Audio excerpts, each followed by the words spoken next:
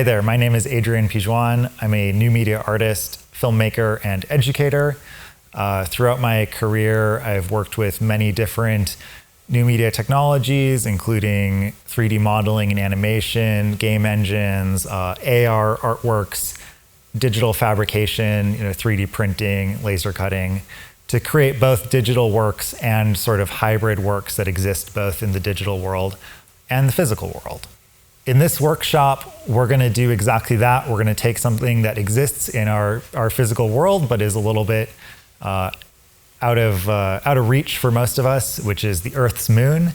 And we're going to take it from out there in space, and we're going to bring it into your space, whether that's your living room, your bedroom, backyard, wherever.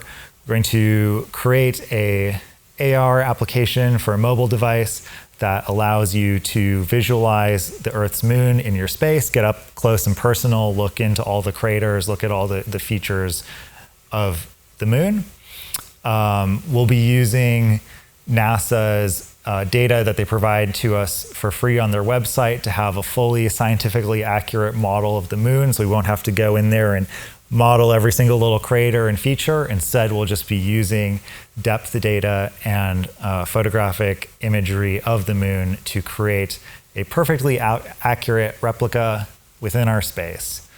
So from outer space into our space so that we can experience it up close and personal. All right, so the first step in creating a 3D model of the moon that's going to exist in our space for us to check out is, of course, to create that model of the moon. And the nice thing is that we're not going to have to go in and create every single one of those little craters and features of the moon, because NASA has kindly provided us with this CGI moon kit on their website. So if you go to this link, you'll be able to download these same materials and assets that I'm downloading and create your digital moon using this amazing data that we have access to. So in the CGI kit, they provide us two things: the color map, which is basically a picture of the moon. And they've got some information here about how and when that was that photo was taken and created. And then we also have this displacement map, which is really cool. What a displacement map is it is depth data. So it shows us all those craters and features with exactly how deep they are. And when things are lighter in the displacement map, that means they're higher, and when they're darker, it means they're lower. And so this is going to save us all the work of trying to go in there and making these hundreds of little craters. They're just going to be scientifically accurate based on this data, which again, you can read about how they got this data in the first place. And now we're going to use it to create our 3D replica. So let's go ahead and download the color map first. I've been working with this 2K TIFF version. If you want to work with the 4K or 8K ones, you can. It's going to make everything run a little slower just because they're heavier, larger files. But I think for what we're doing for the mobile application, the 2K data is fine. So we'll download that. Then we're going to go and we're going to make sure to save everything in the same folder on our computer so that it's easy to work with. I have already gone ahead and in my documents created a folder called Moon in My Room, and we're going to make sure that everything is saved there. So I'm actually going to rename this as well. I'm going to call our color map Moon Color Map. And we'll go ahead and download the displacement data. For this one, you're going to want this this version that is called the uint.tiff. You can go with the size that you want. I think again this kind of 2K one is fine, but make sure that you get the uint.tiff version, and we will navigate to that and from wherever it downloaded to and move it to our folder. And I will call that the moon displacement map. great. So now, we've got these maps, that's great, but we need to actually create the 3D model. And we're gonna use a 3D modeling software. In my case, I really like to use Blender, a big fan of Blender. It's a great open source software that will allow us to easily and quickly create our 3D model of the moon. We're gonna just start a new general file,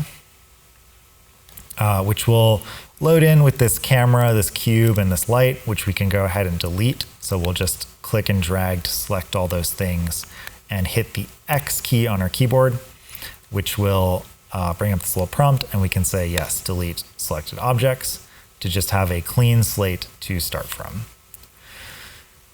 So now we need a sphere to start with, right? The moon is basically a sphere with, again, craters and features on it. And we can either do that by clicking on Add, Mesh, and UV Sphere, or the shortcut is Shift-A on the keyboard, Mesh, UV Sphere. Either way, it'll do the same thing. So there we go, we've got a sphere. How do we then take these maps that we downloaded and create the moon?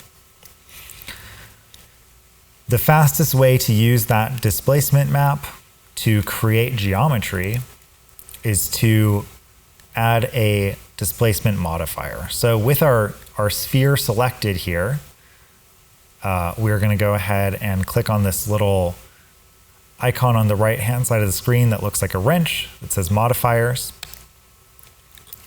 Add modifier, and we can just search for displace and add that modifier.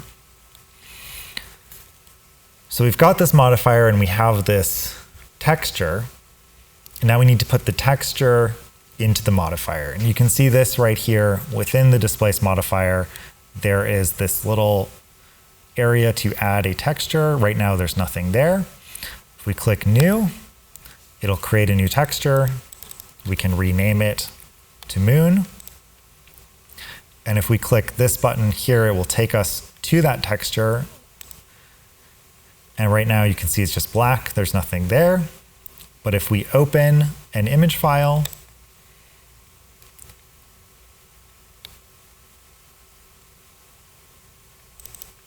navigate to where we saved it, there we go. And you might be saying, wow, that really doesn't look like the moon. That just looks like a sort of lumpy meatball. And that's because right now you can see this moon doesn't have a lot of geometry. It doesn't have a lot of faces. And it needs more for this, because this is a really detailed picture with a lot of little craters. So we need extra faces for that texture to create that geometry. And just as a quick example, I'm going to show you what I mean by that. You don't need to follow along on this part. This is just to show you sort of what I mean. So if you create a plane in Blender, this just has one face. Now we can go and we can add a modifier called a subdivision surface. And what this does is it cuts it up. So when we apply that, we can see if we just do one level of subdivision surface, we've cut it, our plane, into halves on the X and the Y. And now it's a little bit more, we can do a little bit more with it, right? Now, for example, if we did the same thing, but we added a subdivision surface modifier with, say, 3 levels of subdivision and apply that, you can see this adds much more geometry. And you can think about this in terms of sort of the evolution of computer graphics, right? Going from very simplistic sort of 90s graphics to like a, AAA video game where everything in the environment and every character has millions of these faces in order to make really detailed 3D models. And so this is this is if we had to sculpt all of the craters on the moon ourselves, we would be doing it like this, right? But we're not going to do that. We're going to use the displacement map. This is just to show you the difference. When you add more geometry, you can get more detail on your 3D model. So let's go back to our sphere. We're going to add that same subdivision surface modifier. And it's important in Blender, the modifiers act in an order from top to bottom, and we want the subdivision surface modifier to act on our model before the displacement map. So we're going to drag that on top of the displacement. And now we're just going to add levels of geometry until it starts to look like the detailed model that we want. All right. So this is looking more moon-like, though it's looking a little bizarre. We need to change a few things in our displacement modifier. First of all, for the coordinates, we don't want local, we want UV. So it looks a little more moon-like. We're going to set the mid-level to 0. And now we're just going to play with the strength until it starts to look right. I'm decreasing the strength. We still have some of these little peaks that look a little strange. Maybe 0.2. I think 0.1 looks a little too. Say 0.15. And this is kind of up to you to decide what you think looks good. Maybe 1.17. And to me, that's starting to look pretty moon-like. Maybe we'll add one more level of subdivision surface. And I think that looks pretty good. That looks, to me, like a nice, accurate version of the moon. So right now, if we go to edit this, if we hit Tab, which opens edit mode, we can see that our sphere is still just a sphere. It's not subdivided. It doesn't have the moon geometry on there. So we need to apply these modifiers. I'm going to do one thing first. I'm going to right-click on our moon and tell it to shade smooth. And this will kind of help with some of that pixelation effect you were seeing.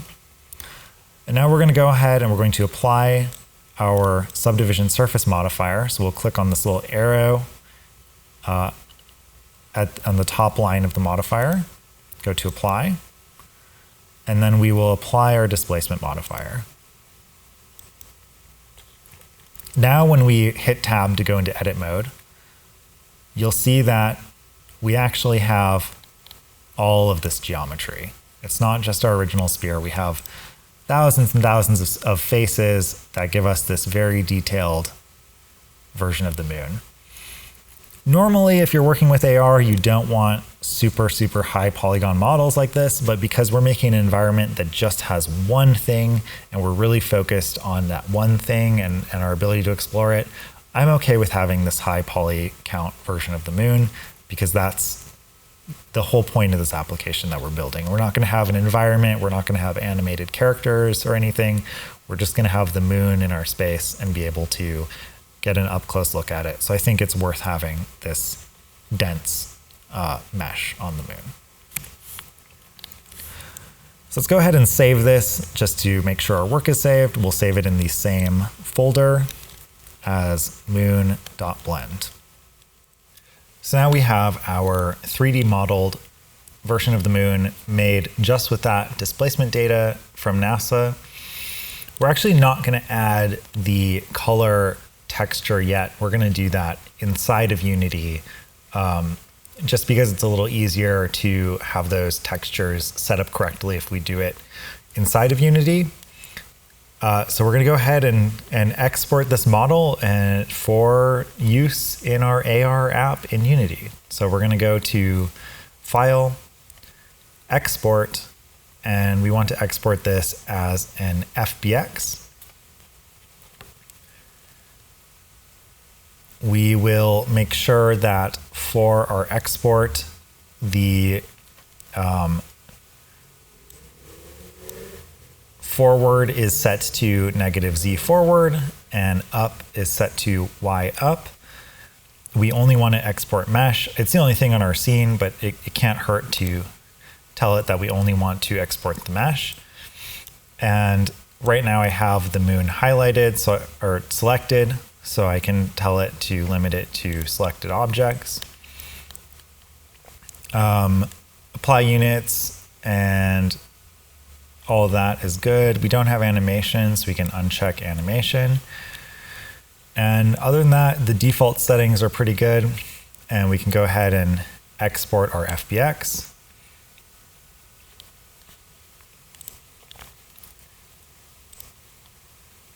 And it should export to our same folder, and there we have it.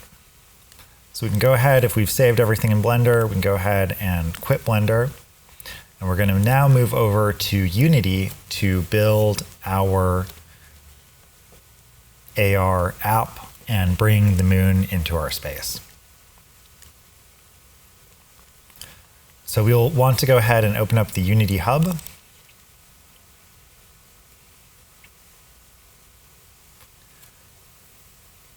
The first thing we want to make sure is that we're ready with once we build our app, that we're ready to send it to the platform that we're going to use.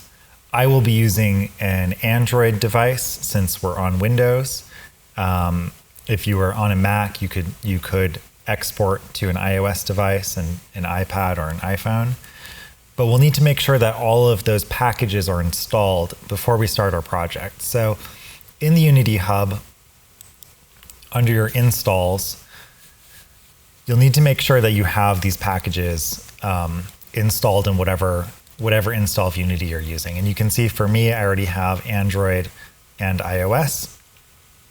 If you don't have those, what you'll do is come to your install of Unity and click the little gear icon, click on Add Modules, and then you can add the platforms that you want to add.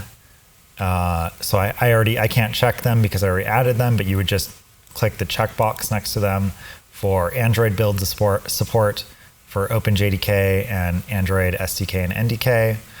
And if you were going to do a build to iOS, you would click the checkbox next to iOS, and then you would click install.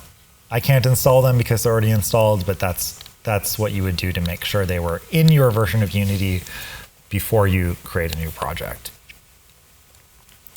If you don't have Unity installed already, you can install an editor and choose the version you want to install. And when you install it, you'll have the option to add those Android and iOS packages as you install the editor.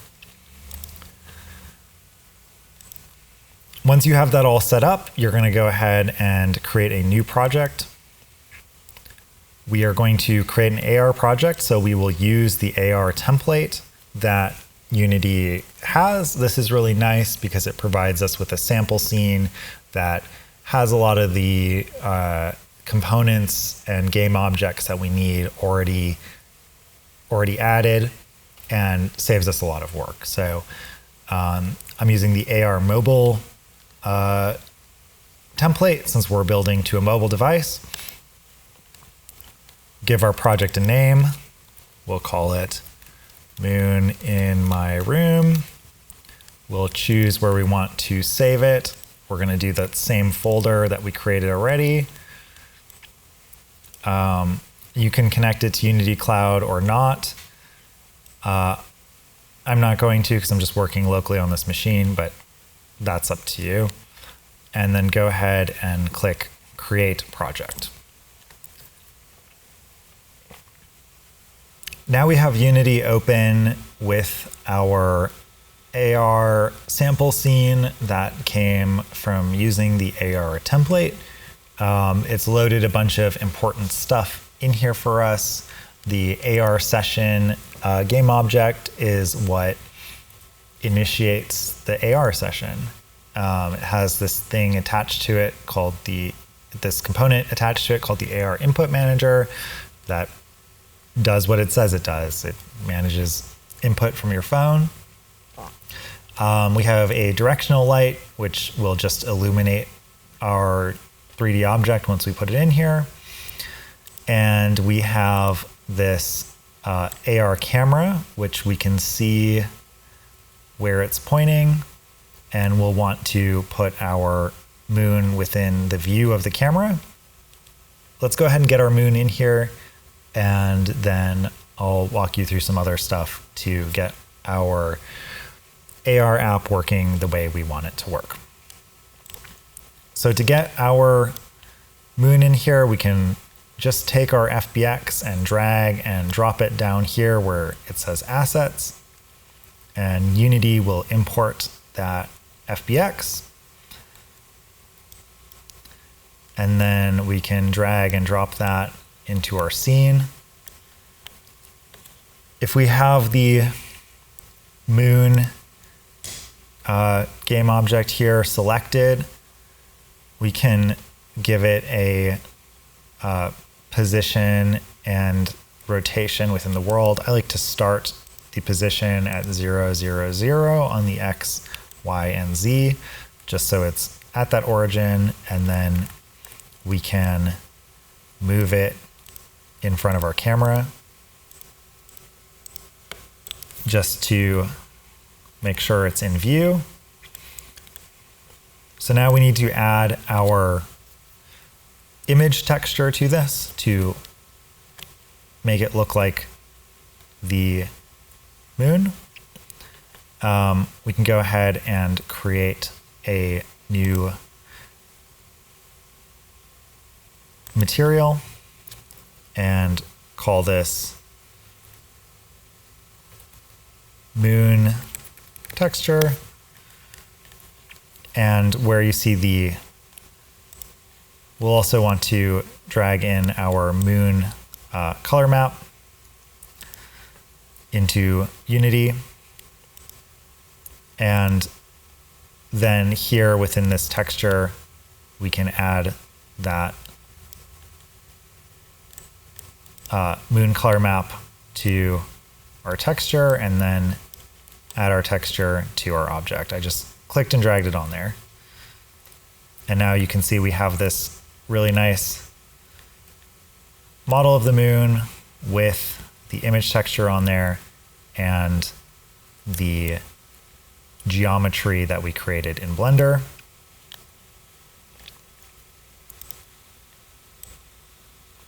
Right now it's kind of glossy, so this smoothness, if we're looking inside of the texture here, this smoothness determines how glossy it is.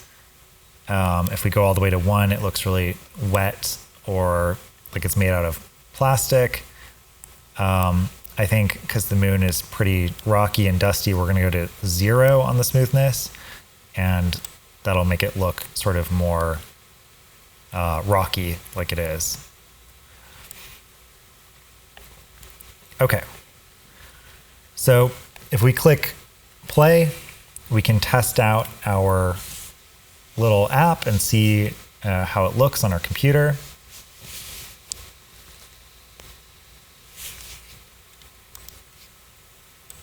It'll show us that the default version of the AR app has all this stuff where we can like place cubes and scan planes, which we'll be removing later.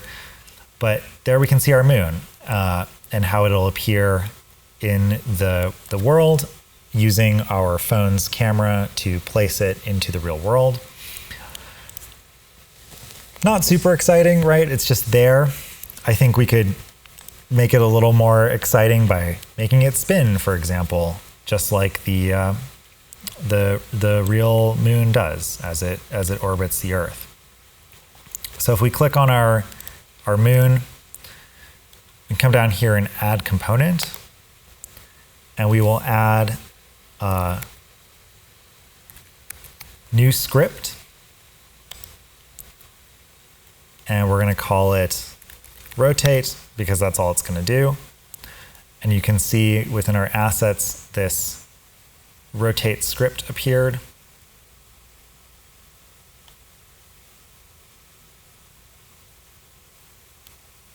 And if we double click on that, it will open up our script in Visual Studio and allow us to edit it.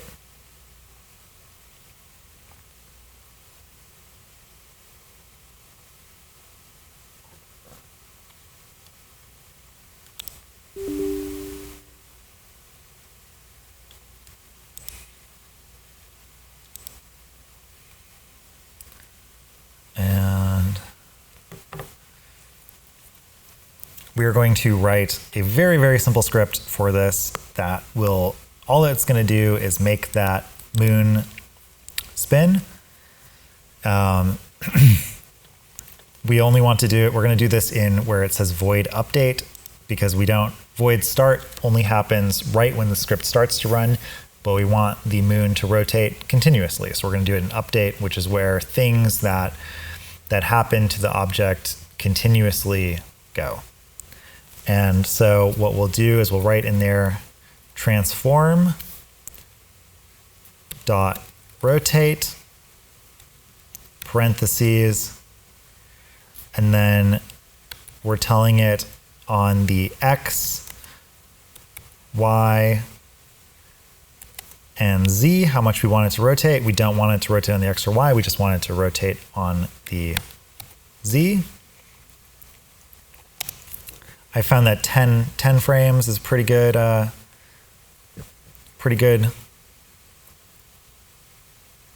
rotation speed.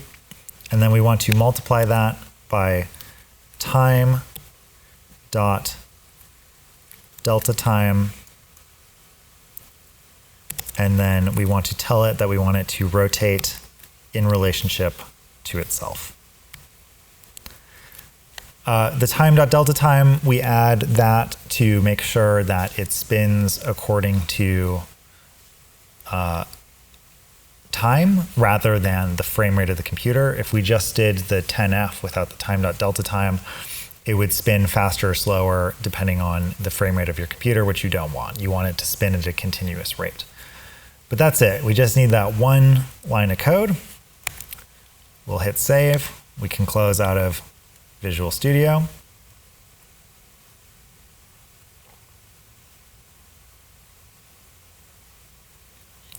Now, if we try out our game again,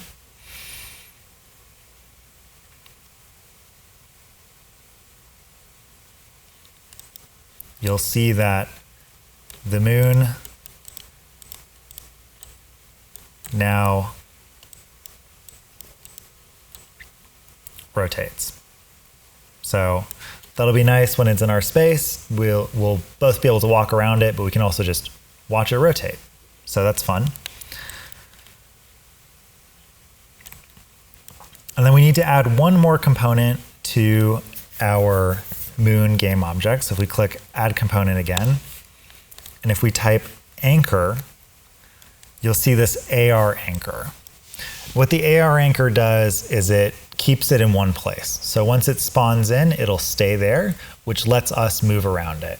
If we don't add the AR anchor, it will stay stuck to our camera, and as we move the camera, we'll always see the same side of the moon, sort of as if it was glued in front of your camera and you're looking around and it's just always there. What the anchor does is it anchors the moon in space, and then you and your phone can move around it and see it from lots of different angles and really explore it, which is what we want to do. So now that we've got that, that's pretty much all we need for our very simple AR app, just because Unity has already provided us with all of the AR components through this template. We're going to export this version of this app and take a look at it with all of the default settings.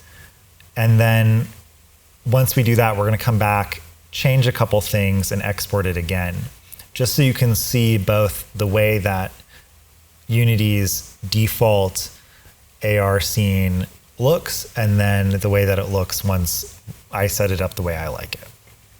In order to build from Unity to your phone, you'll need to activate developer mode on your phone.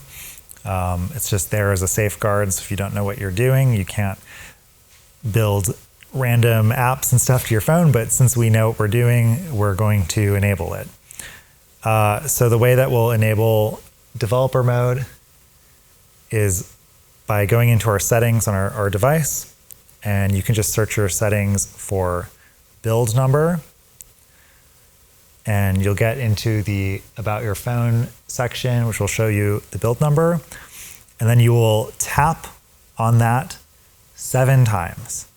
I'm already in developer mode, so it'll just tell me that I'm already a developer. But if I wasn't, and I came in here and 1, 2, 3, 4, 5, 6, 7, a little pop-up will appear and ask you if you want to enter developer mode, and you will say yes, and that will allow us to then build from Unity directly onto our device. There's one last thing worth checking. If you go to Edit in Unity and Project Settings, down here in the XR plugin management setting, there's the little Android logo and the Apple logo. In Android, make sure that Google AR Core is checked. And if you're doing iOS, make sure that Apple ARKit is checked. And then they should appear here under the XR plugin management. And yeah, that means you're good to go. So you will go to File, Build Profiles. Unity by default is set to Windows, so you'll want to change this to Android since that's what we're building to. You'll click here under Add Build Profile, go to Android, Add Build Profile.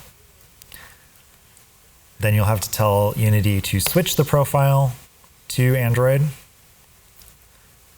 It will do that.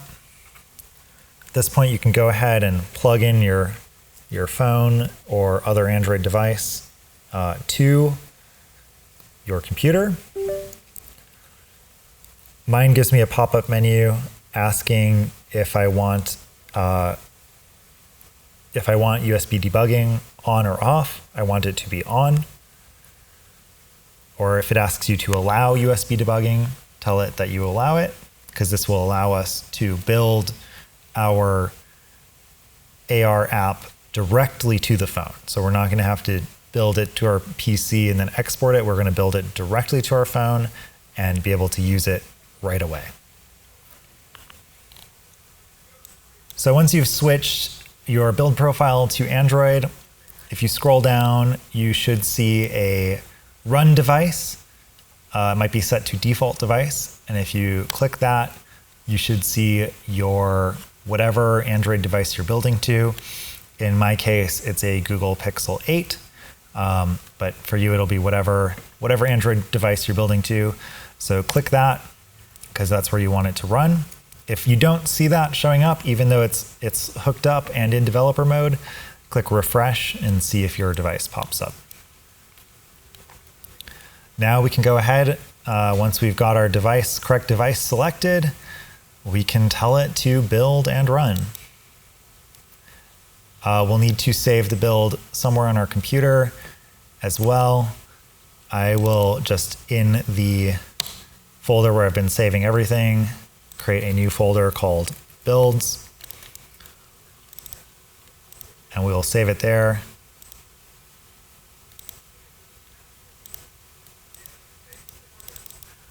And we need to call it something, call it moon test. And now it will go ahead and start to build our AR application to our phone. Now we have this version with all of the just standard baseline settings from the AR sample scene in Unity. And we can go ahead and open that app. And you'll see, so there it adds our moon that we added, but it's also going to walk us through some tutorials. It's going to want us to move the phone around to scan surfaces. It's going to want us to add 3D objects and move them around and scale and rotate and all these other things that we don't necessarily want to do because we're more focused on right, I'm adding all these cubes that I don't really want and then deleting them. What we really want is that moon. We want to be able to go get up close to it and explore it. though it is really cool that it's here in our space. So we've succeeded in putting it in our space.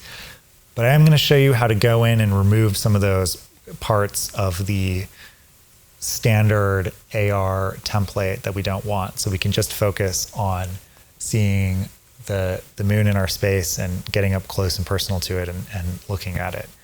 So let's hop back into Unity, change a couple of settings, and then re-export the app to our phone. All right, so we are going to export our app again, build it to our phone again, and just change a couple things based on what we saw from that first build. The first thing I noticed is that the moon was a little far away from the camera. Remember, we can see our camera here and get a sense of how far it is. I'm just going to move it closer. The other thing is there were all those menus popping up where it wanted us to go through that little tutorial that Unity provides, which is helpful if it's your first time working with AR application, and if you want to be able to place objects onto surfaces, which we don't necessarily want to do. But if you did want to do that stuff, it's helpful. But since we don't necessarily want to go through all that tutorial stuff every single time we open our app. My vision for this project is that it's just a clean thing. We open the app and there's the moon and we can look at it. There's no menus, there's no debugging, it's just there.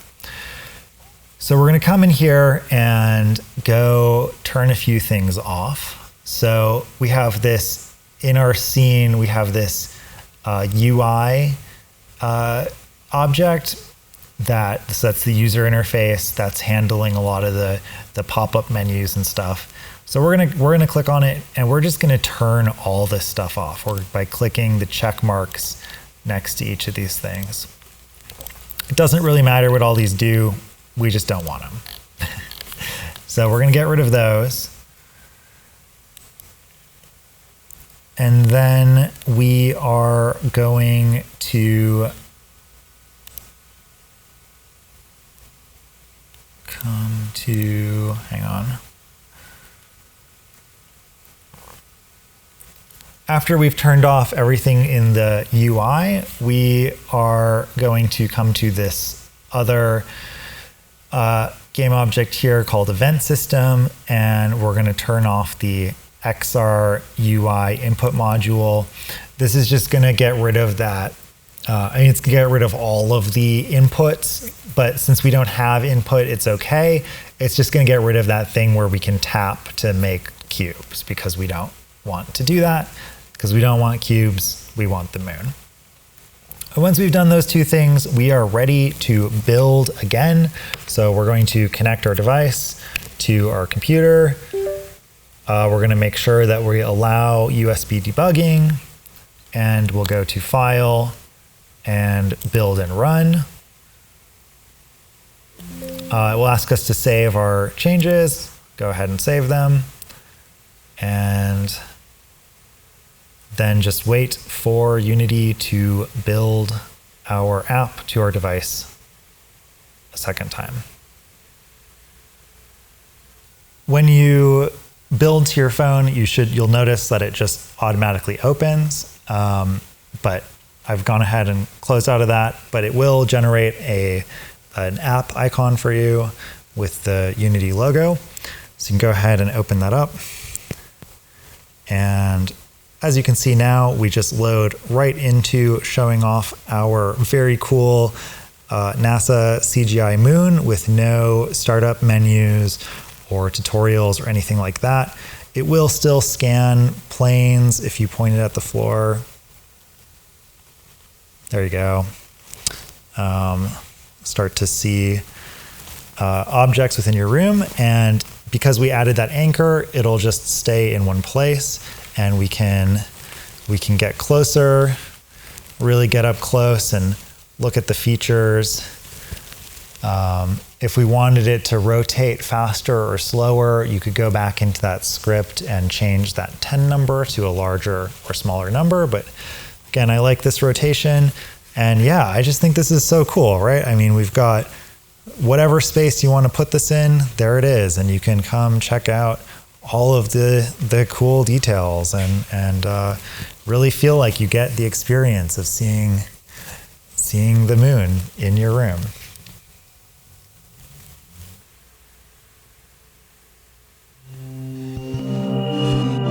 We hope this workshop has been beneficial for your practice and research. ARTSLab is a place where artists and researchers across disciplines can collaborate and explore new ideas. ARTSLab and CITH are here to support the community with education and accessibility to emerging technologies. If you have questions or would like to get involved with ARTSLab, subscribe to our email list or follow us on Instagram to stay up to date with our events, workshops, and exhibitions.